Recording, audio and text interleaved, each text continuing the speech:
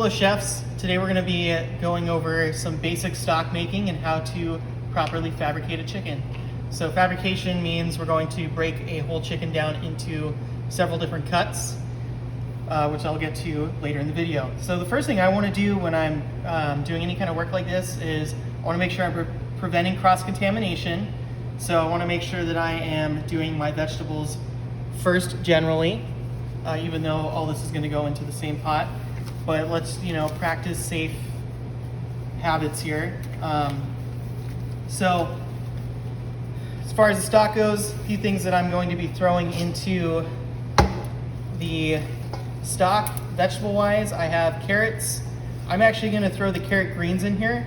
I have onion, garlic, and celery. So onion, carrot, and celery is what in France they call a mirepoix. Mirepoix is kind of a foundation for classic soup making. And then I'm going to be using some salt, whole peppercorns, and I like to add some rosemary to my stock, so we'll be doing that. So the first thing I want to do is I just want to kind of break up my vegetables here. Now I'm not really going for any kind of cuts. I just want to make these fit in the pot a little easier. So I'm just going to take my celery here and I'm going to go ahead and just cut it into just some chunks.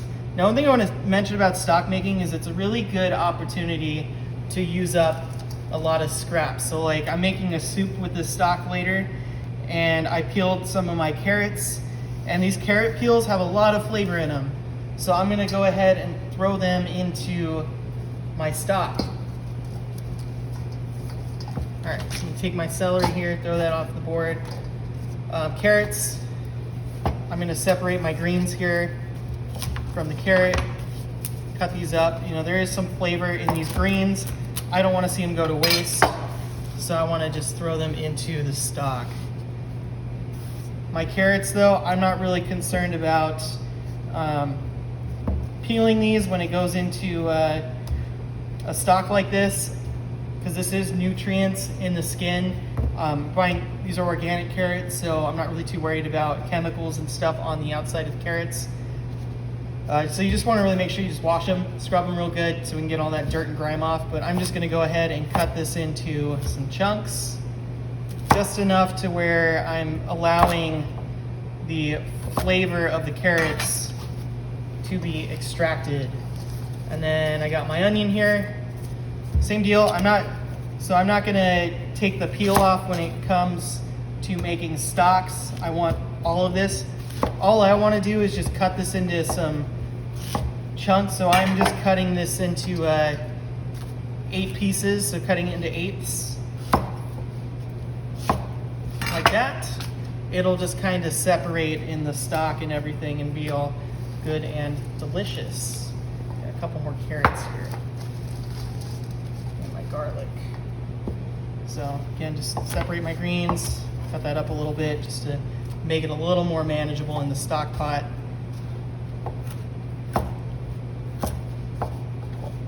All right, last thing here, my garlic.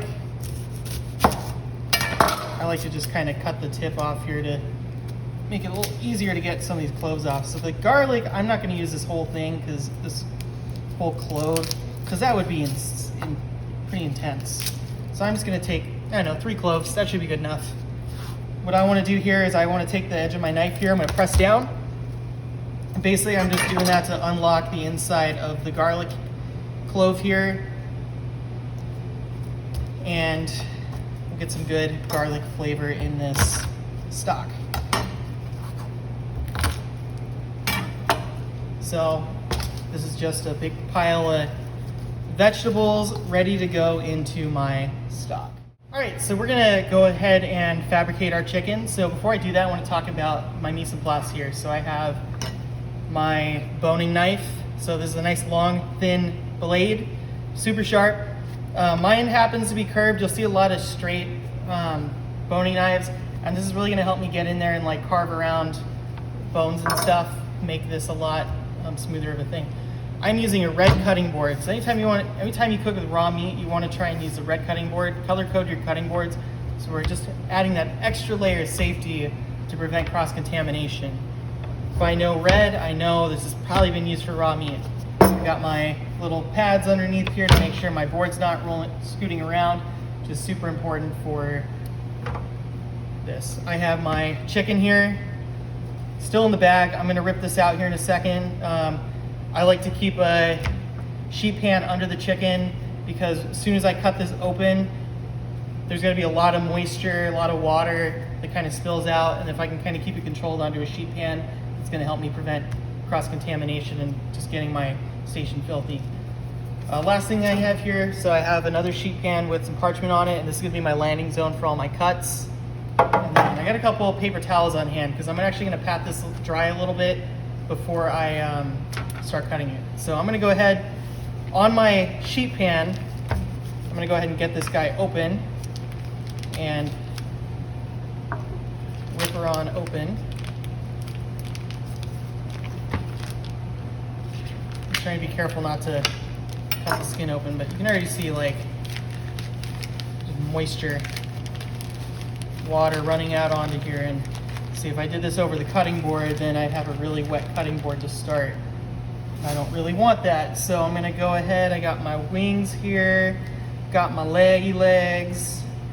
Usually if you pull inside, we got a couple things. Got the neck, we got some liver, heart stuff going on. These are the livers. They're really jacked up with the heart there. And it looks like that's all that's in here. These are really good for, the necks are really good for gravy making. So you can actually like sear these and then use those to make your gravy. Any of these like offal meats, like the livers and the heart and stuff. I like using the livers for dirty rice personally. There's other things you can use them for.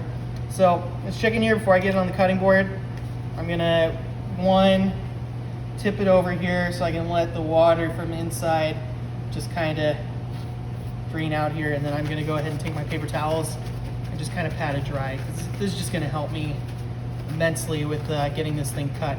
Because if you have a really wet chicken, you know, your hand's gonna be slipping around. It's gonna make it a lot harder to get this thing fabricated. So, pull that off. I'm going to get rid of my cutting board here. Sorry, not my cutting board. Get rid of my sheet pan. So now we got this chicken right here. Wings, legs, no head. Got my breast straight in here. So yeah, this is good. Step one, don't name your chicken. It makes it a lot harder. Just kidding. Anyways, what I like to do is I actually like to start with the wings. So I'm just gonna pull this back until I hear a snap. And then I'm just gonna take my, there we go, boning knife here, and I'm just gonna carve right into it. I'm gonna save my wing here for later. I like to get my, I like to kind of, a little too rough there. Go ahead and get in here, and I only do this like a couple times a year, so I would not call myself a butcher by any means. All right, I'm gonna go into the legs here. Same thing, just kind of snap the chicken out of its socket, and then I'm just gonna go down here and just try and follow the meat. Go around the bone here and separate. So I got this really nice leg quarter, and I like to try and keep the skin on if I can. The skin adds a really nice texture, especially if you're like roasting them or something and they crisp up real nice. I'm gonna separate. Well, chefs, apparently I did a bad job managing storage on my iPhone, and I missed the second half of my fabrication part of this. So I have quite a bit going on here. I got my carcass, my 2 chicken breasts, my tenders, my offal meats, got my chicken leg quarter, wings. I did separate one of my leg quarters into the leg and the boneless, skinless chicken thigh. So I will do another proper fabrication video later this year. That's okay, because I'm really more focused on the stock making right now. All right, chef, so we're ready to get our stock going here. So I have a stock pot. So what makes a good stock pot is you want something that's a little taller, a little more narrow, and that's gonna help with evaporation so we're not losing too much liquid during the cooking process. So what I wanna do here is I'm gonna basically just throw a bunch of crap in the pot and let it go for a little while and we'll see what happens. So I got about 6 quarts of water here. Now I wanna use cold water.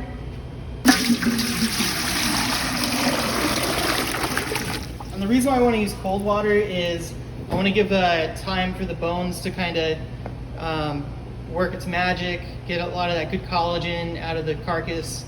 And it's a lot harder to do that if you start with hot water. If you start with cold water, it's going to be a little more gradual to heat up. So I'm going to throw some low heat on here. And I'm going to get the rest of my stuff in here. So I got all my vegetables. Throw all these in. Woo! Actually, I think I might throw a little more water in here because I got a lot going on. I'm not really using a recipe right now. I'm just kind of, YOLOing it. I am going to throw my carcass in. Right here, this is the goods. I want to get some nice chickeny goodness in there. And then I got my spices, a little rosemary, peppercorns, and salt. So at this point, I'm gonna add a little more water, just to make sure everything is kind of adequately covered. I am gonna lose water over time, just simple evaporation, once this thing gets up to a simmer. And I wanna make sure I'm keeping this at a low simmer. And I'm only gonna run my stock for somewhere between 2 and 4 hours, and when we get there I'll kind of show you what I'm looking for. Okay, so I'm about 30 minutes into the stock making and I'm at a low simmer right now, so you can see a little bit of bubbling in there and got some evaporation going on with some steam, and that's okay. If it gets a little too low, then I can always add a little more liquid to this. But what I'm kind of looking for here, and you can already start to see it, get some little kind of bubbly stuff going on. It's getting a little scummy off on the top, and that's a good sign. That means that I'm getting some good, starting to extract the collagen. And I want to get I should have my stock when it's cooled properly, should have a little bit of gelatinization from that collagen in the carcass. So what I'm looking for is it should get pretty scummy on the top, and then the bone should actually be able to kind of fall apart a little bit towards the end of this. So we're going to look at this in a little bit again, and we'll go from there. All right, so it's been about 4 hours since I got this stock going in the pot, or stock on the stove, not stock in the pot. What am I, Dr. Seuss? All right, anyways, I will say one thing that's really tough about using natural gas like this is you gotta really fine tune the flame to make sure you're not overdoing it. So even this is probably a little more of a simmer than I really want for stock making, but that's okay. I mean, it's really you can have great stock and you can have okay stock. I don't think there's really bad stock unless you're just throwing some awful stuff in there if you just don't have enough chicken. So I mean, it's really, stock is pretty forgiving when it comes to cooking. So things I'm looking at in here, I'm really looking at the chicken bones, the chicken carcass, and so if I see it's just shredding like this, that's a really good sign that I got some collagen in here and some good this is basically what's left of the spine. So that's really good. So I'm gonna go ahead and show you guys how to empty this safely, and then we'll get going here. Okay, so I'm gonna go ahead and show you guys how I like to strain my chicken stock. And I'm actually gonna do this twice. So the first time I wanna get rid of all the big chunks of chicken, carrots, all that stuff. So I like to use this little guy. I shouldn't say little guy, but it's really a big guy. So there's really 2 names I've heard for this, called the Chinois or the China cat. I think it just kind of depends on where you're from. But anyways, also pardon the background noise. That's my ice machine. It's humming right now. So I want to go ahead and strain my stock pot right into here. You know, be careful, this is hot. Probably like 180, 170, somewhere around there right now, which we'll find out in a minute. So like I said, I just want to get my big chunks out of here.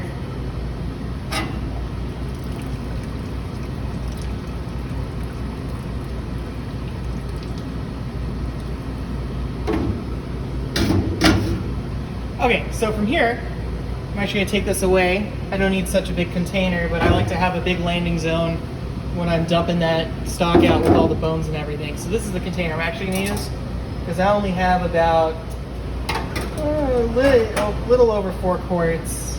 So this is the appropriate size container. So I'm just going to go to a smaller strainer now. And under normal circumstances, I would actually lay down some cheesecloth here just to help make sure I don't get anything into my stock. I want to make sure it's as clear as I can get it. But unfortunately, my glassroom's been closed since March, and now it's August, and I don't have a lot of things right now, so you know, I'm just gotta make do with what you have. I mean, that's chefing at its finest right there. So I'm just gonna go ahead and strain this again. Make sure I don't, you know, just try and get as many impurities out as I can. Doesn't hurt. So, and you can even see just without a cheesecloth, there's still some little guys in here that yeah, we just want to give ourselves as smooth of a stock as we can. So, you know, after I let this cool, I'm gonna have a lot of impurities and fat rise to the top, so then I can skim. At that point, it's going to make it even clearer. So this is kind of a cloudy stock. I'll even go ahead and admit that right now.